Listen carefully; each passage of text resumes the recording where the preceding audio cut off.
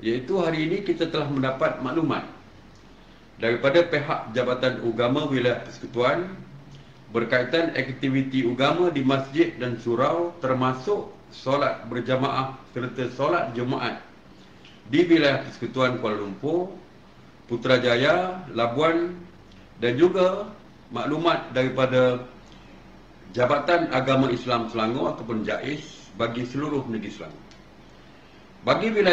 Bagi Kuala Lumpur, pelaksanaan solat Jumaat dan solat fardu bagi wilayah Persekutuan Kuala Lumpur, Putrajaya dan Labuan adalah seperti berikut. Solat Jumaat dibenarkan tetapi tidak melebihi 50 orang jemaah tertakluk pada keluasan Dewan Solat Masjid dan Surau dengan penjarakan 1 meter antara jemaah. Maknanya kalau masjid ni kecil, tidak boleh melebihi 50. Kalau masjid itu kecil. Kalau masjid itu besar, seluas mana sekalipun, masjid itu maksimumnya tetap 50 orang, tidak melebihi 50. Mengenai solat fardu, dibenarkan iaitu tidak melebihi 20 orang jemaah, ya, tertakluk juga kepada keluasan tetapi tidak boleh melebihi 20. Jika suraunya terlampau kecil, maka 20 pun kalau tak muat, kalau jarak 1 meter tidak muat 20 orang, jadi maksimumnya setakat yang mampu muat tapi tidak boleh melebihi daripada 20 orang.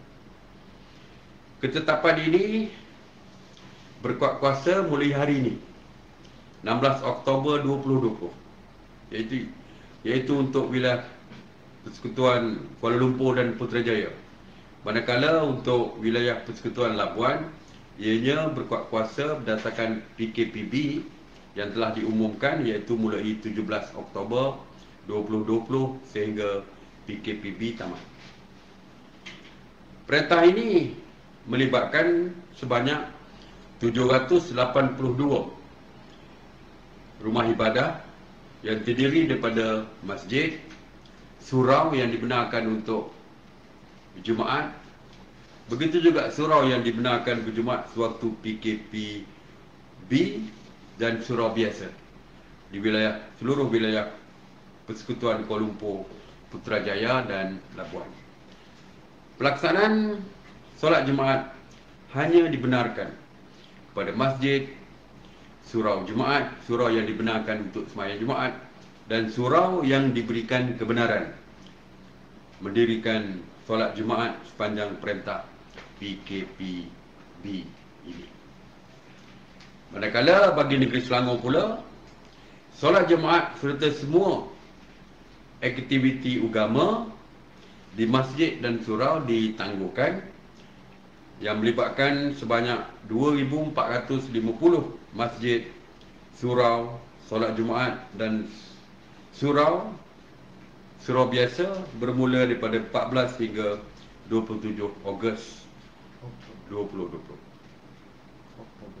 Oktober 14 hingga 27 Oktober 2020.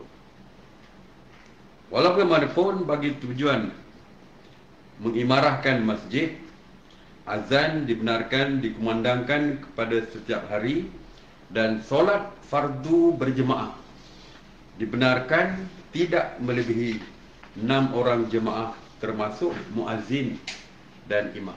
Jadi itu antara SOP bagi solat berjemaah 5 waktu dan juga solat Jumaat. Dan aktiviti masjid seperti yang saya sebutkan bahawa ditangguhkan sepanjang tempoh PKPB di wilayah Persekutuan Kuala Lumpur, Putrajaya, Labuan dan seluruh negeri Selangor.